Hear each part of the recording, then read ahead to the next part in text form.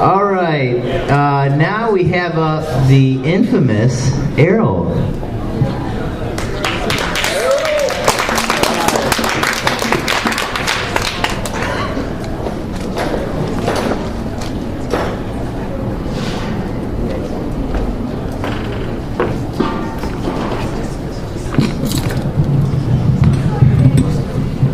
What's that word mean?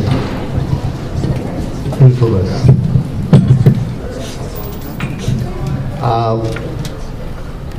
Before I get into the second and last part, I just want to say something about something here. Freedom started the open mic about, I think this is the third year. And first year was good, second year was so-so. This year is better, best. And I think part of the deal is that we basically have three groups in this setting usually.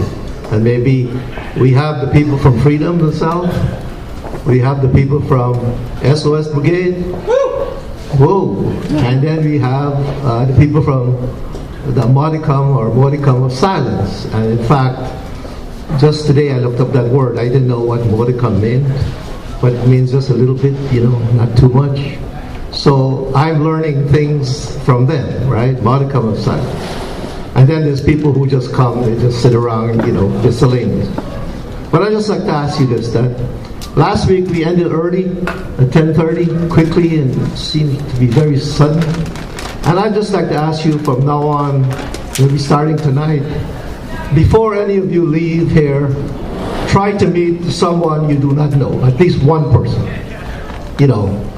At least one person that you do not know here tonight, say hello to them, and by the end of the semester, maybe you know everybody, all right? Because we sit in our groups, right? Group A, Group B, Group C. But at least say hello to one person, tell him your name. That's all you got to say. It would be nice, all right? That's a request. Okay, the second part I want to address in detail, so that you would know exactly about these 10 banners back here. Starting to your left and to my right, the technology. Number 2, the College of Musical Arts. 3rd, College of Business Administration. 4thly, the libraries. 5th, coming this way, is a continuing and education, extended education. And somebody said that person with that one looks like Amy Poehler. I don't know. Number 6, education and human development. Number 7, graduate college. Number 8, Firelands. Number 9, arts and sciences. And the very end is the health and human services. Those are the 10 areas that are represented by those banners. Well, the 10 banners have been sitting there at least since 2007. And it was discovered just like Columbus discovered America. It was discovered one time, sometime in October. We were sitting here and somebody saw it, and that's where we are today.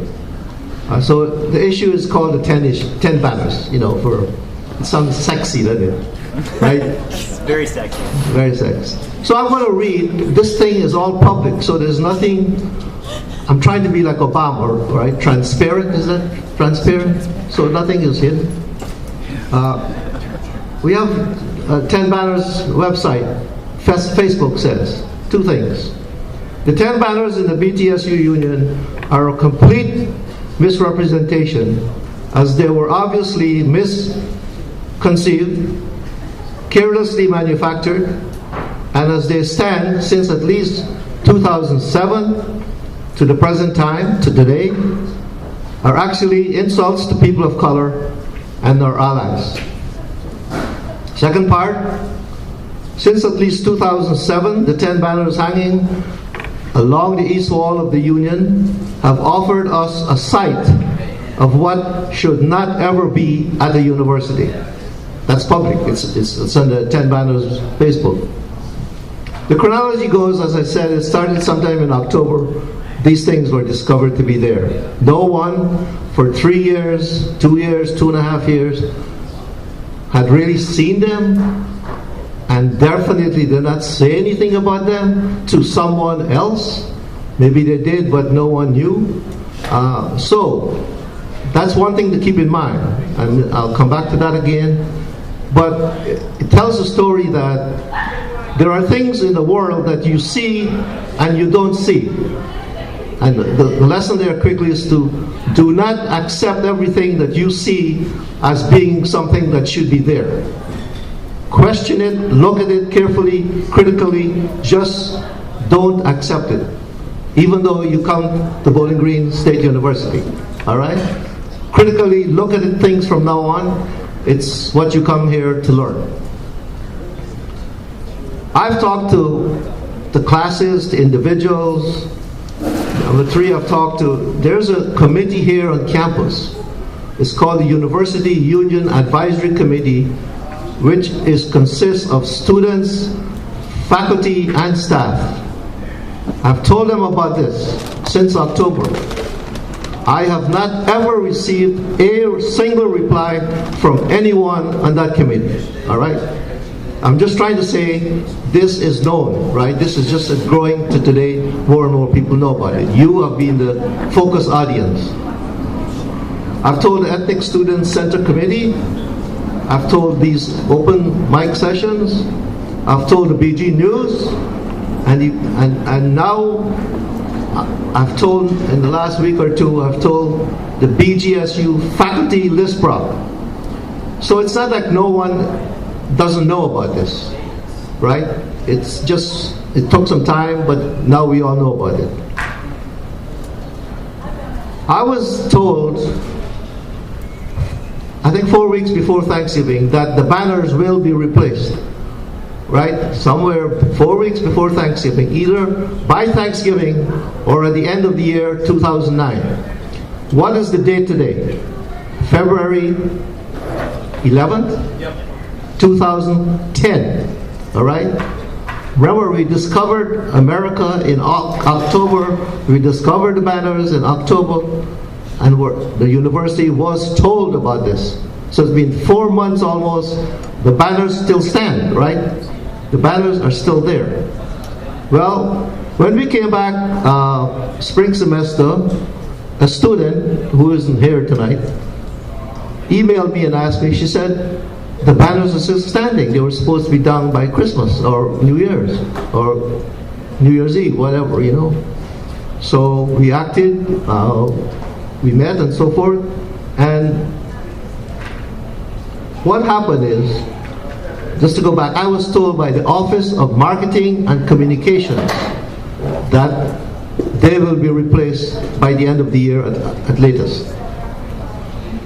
Now here we are, February 11th. Now last week, the office said they would come here to talk to you. Some representative would come and explain what I'm trying to explain, but from my point of view. No one showed up, right? Did anyone see anyone? No one showed up. So, my point is, first, people do know about this issue on campus. 4 months later, they are still standing in this union. All right? On January 22nd, a professor at this school wrote on the BGSU faculty list prop, January 22nd, keep the damn banners up, because it shows that Bowling Green expresses the conservative imaginary of BGSU. And we need to understand the difference between the mask, which is the public relations, and the face, which is the ethnocentric practice of this university. That's what he wrote on January 22nd. He said, keep it up because then it will show what Bowling Green is really all about.